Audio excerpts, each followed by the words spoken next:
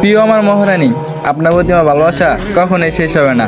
ভালোবাসি আপনাকে, অনেক কিছু না বলে বলে ফেলি আপনাকে, অনেক কষ্ট দেই, কিন্তু বিশ্বাস করেন আমি আপনাকে অসম্ভব ভালোবাসি।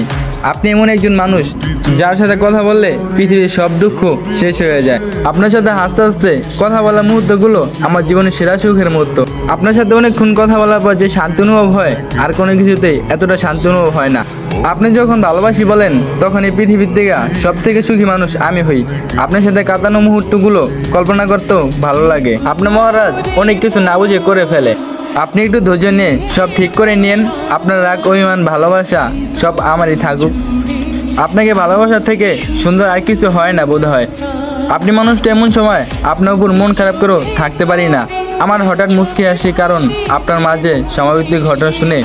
আপনার মহারাজ আপনাকে অসম্ভব ভালোবাসে, এতটাও ভালোবাসি যেন আমার ঘরে কেউ আপনাকে ভালোবাসে নাই। আপনি আমার জীবনের শেষ ভালোবাসায় থেকে যান সারা জীবন।